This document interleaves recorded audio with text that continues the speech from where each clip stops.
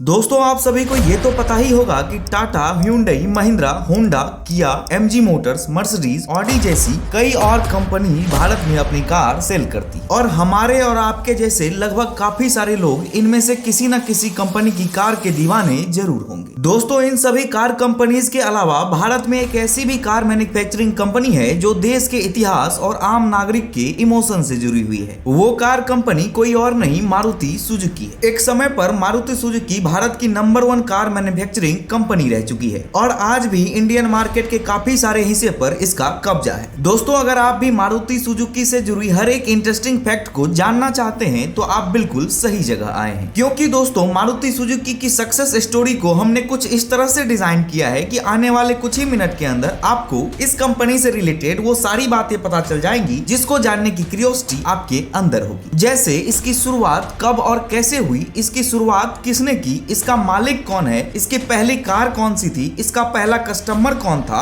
और इसकी प्रमुख कार कौन सी है, इसके फेमस कार की लिस्ट क्या है। इन सारी बातों को बारीकी से समझने के लिए बिना स्किप किए वीडियो को अंत तक जरूर देखें। तो सबसे पहले बात करेंगे कि मारुति सुजुकी की शुरुआत कैसे। दोस्तों मारुति सुजुकी की कहानी शुरू होती है साल 1971 में, जब कंपनीज एक्ट के तहत मारुति सुजुकी नाम की कंपनी को रजिस्टर किया गया था और उस वक्त इस कंपनी के मैनेजिंग डायरेक्टर थे संजय गांधी। इन्होंने ही इस कंपनी की नींव रखी। दरअसल संजय गांधी का सपना था कि भारत के पास भी एक ऐसी स्वदेशी कार हो जिसकी पहुंच आम आदमी तक हो। उस वक्त कंपनी का काम कार के डिजाइन, निर्माण और अन्य पार्ट्स को कलेक्ट करने की जानकारी प्रदान करना था। संजय गांधी कंपनी को चलाने और अपने सपने को पूरा करने की लाख कोशिश करते, लेकिन कई बार कार के डिजाइन और प्रोटोटाइप तैयार करने के बावजूद कंपनी कोई भी कार बनाने में असफल रही, जिसकी वजह से कंपनी घाटे में जाने लगी। हालात ये हो गया था कि सरकार इस कंपनी पर ताला लगाने वाली, क्योंकि 12 साल की कोशिश और मेहनत के बावजूद कंपनी एक भी कार नहीं बना पाई। फिर हुई मारुति की एंट्री। दोस्तों 1980 में एक विमान हादसे में अचानक संजय गांधी की मौत हो गई और इसी के साथ मारुति की कार आने का सपना भी अब किसी सपने की तरह ही दिखने लगा था। लेकिन केंद्र सरकार ने इसके बाद कंपनी को बचाने और संजय का सपना पूरा करने के लिए जापानीज कंपनी सुजुकी के साथ सन 1981 में एग्रीमेंट किया, जिस एग्रीमेंट में सुजुकी के साथ केंद्र सरकार की भी हिस्सेदारी थी। हालांकि दोस्तों साल 2003 में केंद्र सरकार ने अपनी हिस्सेदारी को बेच दिया और वर्तमान समय में अब सरकार का इस कंपनी में किसी भी प्रकार का कोई दखल नहीं। अब वापस आते हैं 1981 में। मारुति और जापानीज कंपनी के एग्रीमेंट के बाद सन 1983 में आई मारुति 800।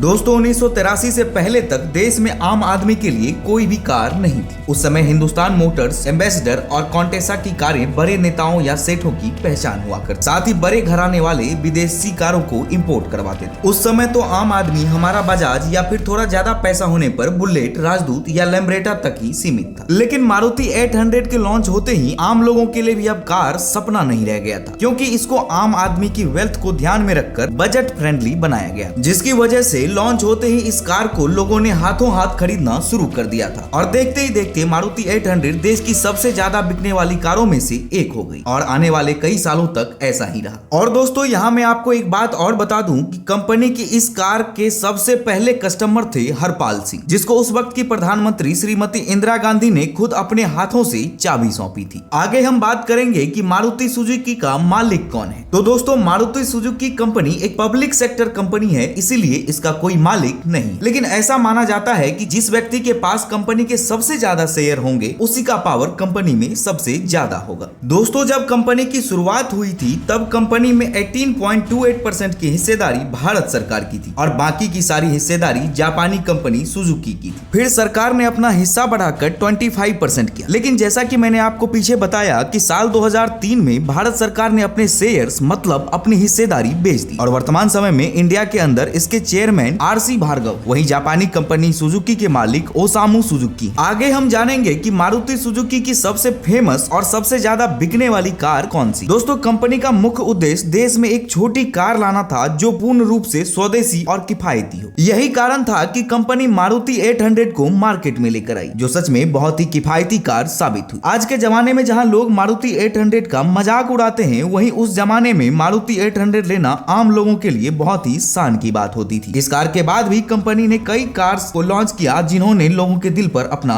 छाप छोड़ दिया। जैसे साल 1985 में कंपनी ने जिप्सी को उतारा और वही साल 1986 में ऑल्टो 800 500 को लॉन्च किया। इसके बाद साल 1993 में मारुति जैन, 1994 में मारुति स्टीम, 1996 में ओमनी को लॉन्च किया। दोस्तों यहाँ मैं आपको एक बात और बता दूं कि मारुति और सुजुकी के एग्रीमेंट के बाद शुरुआती 2 साल तक सुजुकी जापान में ही कार मैन्युफैक्चर करके इंडिया में भेजती थी, लेकिन बाद में 1993 में भारत के अंदर हरियाणा के गुरुग्राम में इसका पहला मैन्युफैक्चरिंग प्लांट लगाया गया और तब से कंपनी की कार इंडिया के अंदर ही मैन्युफैक्चर हो रही है। अब आगे हम जानेंगे कि इस समय कंपनी के पास कौन कौन सी पॉपुलर मॉडल है। दोस्तों अगर आप सड़कों पर नजर घुमाएंगे तो आपको अधिकतर गाड़ियां इसी कंपनी की नजर आएंगी। इस कंपनी के कई फेमस मॉडल हैं जो आजकल बहुत ज्यादा बिक रहे हैं, जैसे WagonR, Ignis, new Swift, Dzire, Baleno, Grand Vitara, Ertiga, Ciaz, S Cross, XL 6। तो दोस्तों ये थी कहानी मारुति सुजुकी की, जिसकी नींव संजय गांधी ने रखी थी। भले कंपनी की सफलता से पहले ही संजय गांधी का निधन हो गया हो, लेकिन आज उसका सपना